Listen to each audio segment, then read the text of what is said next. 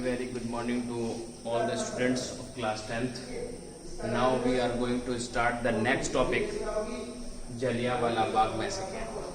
बेटा हमने कल एक लेसन सेकंड एक टॉपिक डिस्कस किया था जिसका नाम रोलेट एक्ट था। आज हम एक नया topic Jallianwala Bagh massacre study करेंगे और अपने आप में मैंने आपको बताया कि जैसे रोलेट एक्ट टॉपिक जो है वो बहुत इम्पोर्टेंट है, ऐसे ही Jallianwala Bagh in the history of India is very most important topic regarding the board point of view or the essay 1 as well as pre-board point of view। अब हम बात करते हैं जलियांवाला बाग मैसेकर।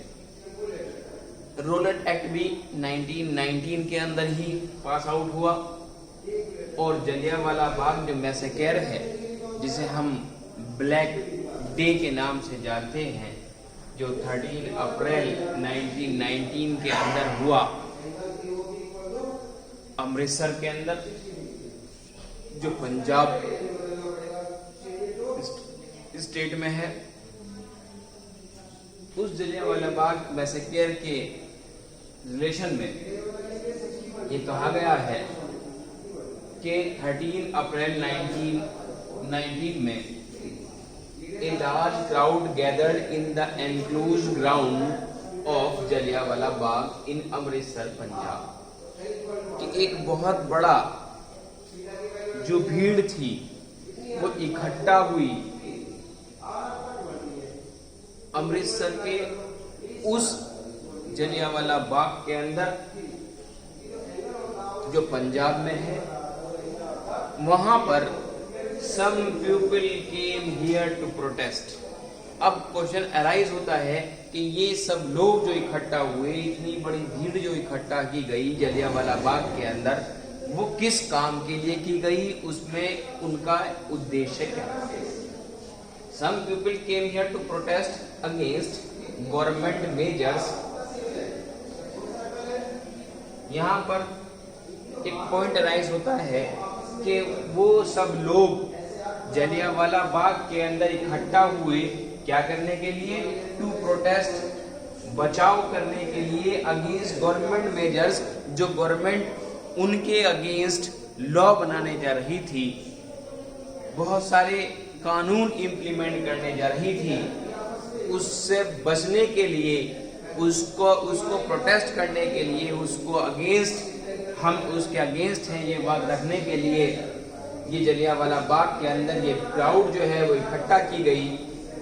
जबकि some came to attend the annual Baisakhi fair, लेकिन वहां पर उसी टाइम पर जलियांवाला बाग के अंदर जब भीड़ इकट्ठा हो रही थी ऑन 13 अप्रैल 1919 में, तो वहीं पर अमृतसर पंजाब के अंदर बैसाखी का एक फेयर, एक मेला लगा हुआ था।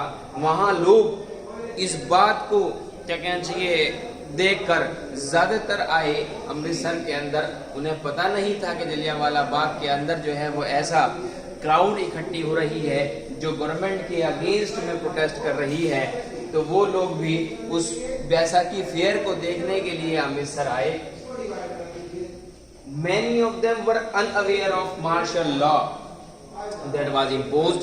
लेकिन जितने लोग बैसाखी फेयर को देखने के लिए आए थे, उन्हें ये नहीं पता था कि अमृतसर के अंदर पंजाब में जो है वो मार्शल लॉ लगा हुआ है। यानी कि किसी भी जगह पर कोई भीड़ किसी फेयर के नाम पर, किसी प्रोटेस्ट के नाम पर इकट्ठा नहीं की जाएगी।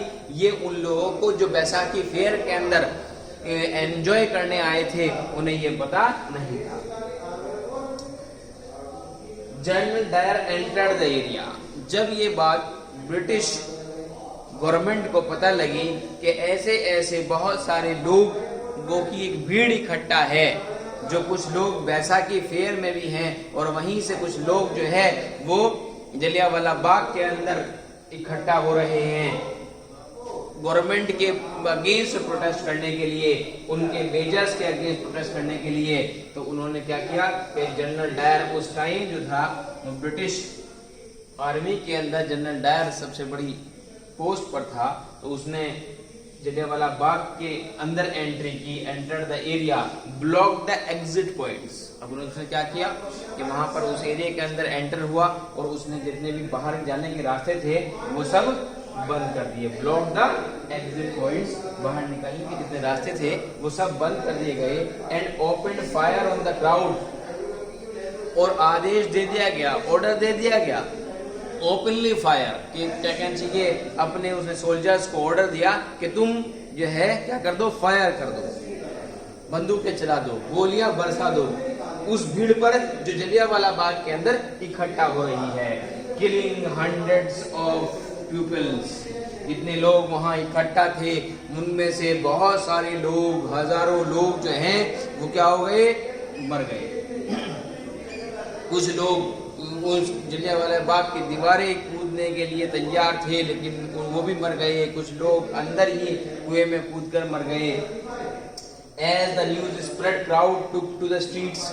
जैसे ही ये फायरिंग की न्यूज जो है और वहाँ लोगों की भीड़ इकट्ठा होने की जो कंडीशन थी और वहाँ ओपन फायर होने की जो कंडीशन थी, लोग मरना स्टार्ट हो गए।